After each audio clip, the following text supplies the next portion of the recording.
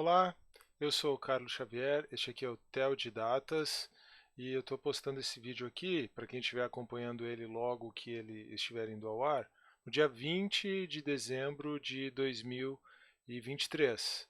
É um dos últimos vídeos do ano. Na verdade, eu vou postar só mais um vídeo na semana que vem, no dia 27, um vídeo sobre o Salmo 72 para encerrar o livro 2 do livro dos Salmos.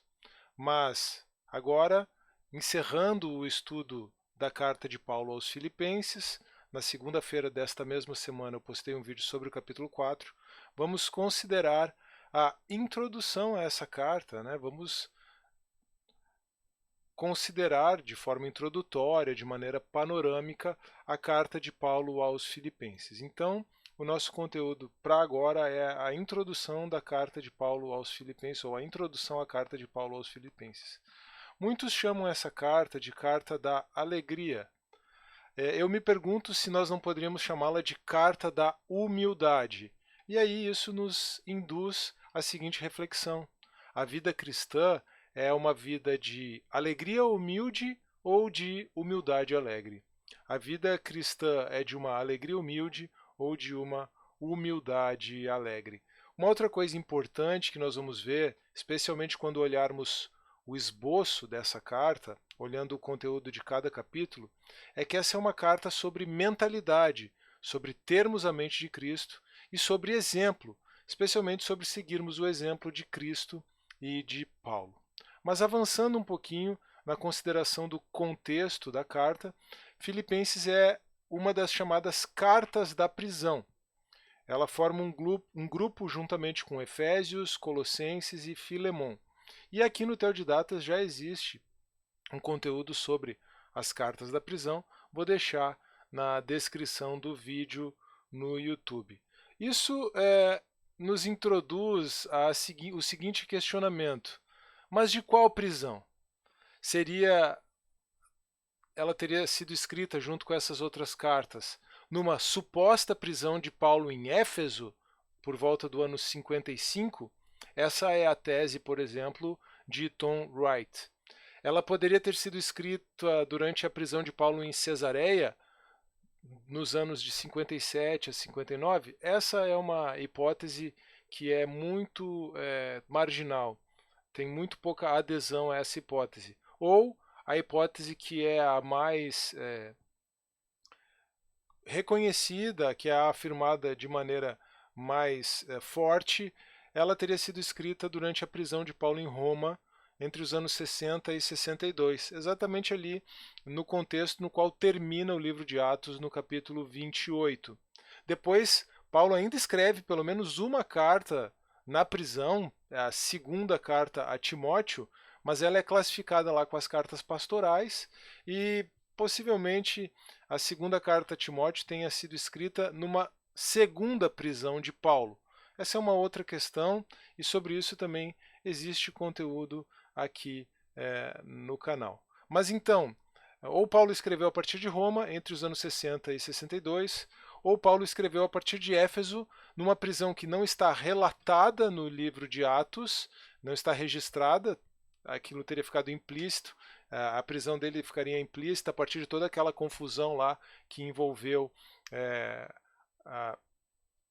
os artesãos de Ártemis e aquela confusão toda no templo da deusa Ártemis e assim por diante, mas essa é a tese preferida, como eu mencionei, de Tom Wright. É uma tese interessante. Hoje eu não tenho uma opinião formada a respeito do assunto. Por muito tempo eu mantive a ideia de que poderia ser de Roma, nos anos 60, entre os anos 60 e 62. Hoje eu particularmente tenho uma certa simpatia pelo Tom Wright, você já deve ter percebido isso aqui no canal, mas eu não tenho uma opinião formada a respeito disso. Bom, quando nasce a igreja em Filipos? No início ali da década de 50, desculpa, e o registro disso está no capítulo 16, no livro de Atos. Essa igreja nasce durante a chamada segunda viagem missionária de Paulo. E qual é a ocasião da carta? A ocasião da carta seria uma ocasião de gratidão pelo envio de uma oferta para auxiliar Paulo na prisão. Essa é a ocasião da carta, isso aparece em vários momentos da carta, mas especialmente no final ali, no capítulo 4. Podemos passar então a um esboço da carta. No capítulo 1, ou o tema central do capítulo 1, aqui se você notar, eu estou olhando o esboço a partir do título que eu dei para cada estudo sobre cada capítulo, são os vídeos respectivos. Capítulo 1. Aquele que começou a boa obra vai completá-la. Capítulo 2. O desenvolvimento da salvação pela mentalidade de Cristo. Capítulo 3. Prosseguindo sempre para o alvo.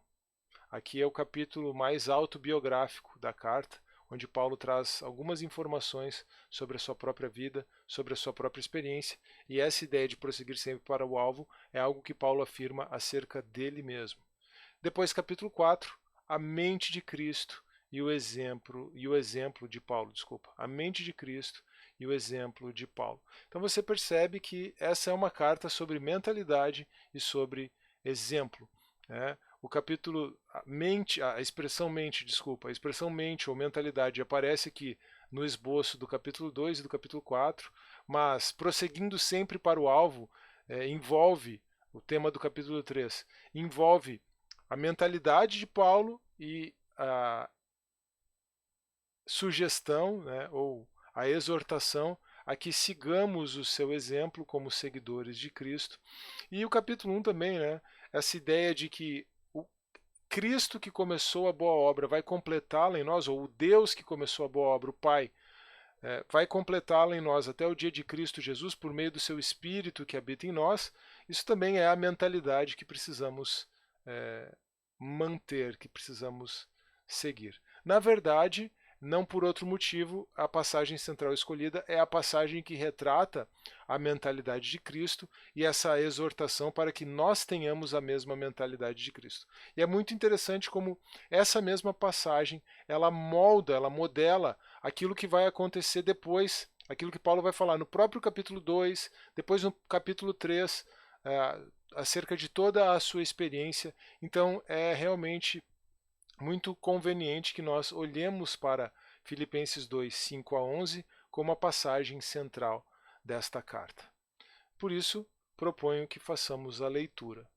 Seja a atitude de vocês a mesma de Cristo Jesus. Aqui a gente poderia trocar a palavra atitude por mente, por mentalidade, tá bom? Sentimento, como a gente tem na Almeida Revista Atualizada, é que talvez não seja a melhor possibilidade de tradução. De novo, seja a atitude de vocês a mesma de Cristo Jesus, que, embora sendo Deus, não considerou que o ser igual a Deus era algo a que devia apegar-se, mas esvaziou-se a si mesmo, vindo a ser servo, tornando-se semelhante aos homens, e, sendo encontrado em forma humana, humilhou-se a si mesmo e foi obediente até a morte, e morte de cruz. Por isso Deus o exaltou à mais alta posição e lhe deu o nome que está acima de todo nome, para que ao nome de Jesus se dobre todo o joelho, nos céus, na terra e debaixo da terra, e toda língua confesse que Jesus Cristo é o Senhor, para a glória de Deus Pai. Note, inclusive, a formatação aqui do texto está seguindo a métrica de um poema. O que se sugere é que realmente aqui nós temos um poema, uma canção, uma das mais belas canções da igreja primitiva. Não se sabe se essa canção foi feita pelo próprio Paulo ou se Paulo assimilou alguns elementos que já faziam parte da adoração dos irmãos, mas imaginando que seja atribuída a Paulo essa canção, assim como em outras passagens, Colossenses 1, por exemplo, nós temos aqui um belo poema, mas não apenas um poema, nós temos a melhor teologia empacotada no formato de um poema.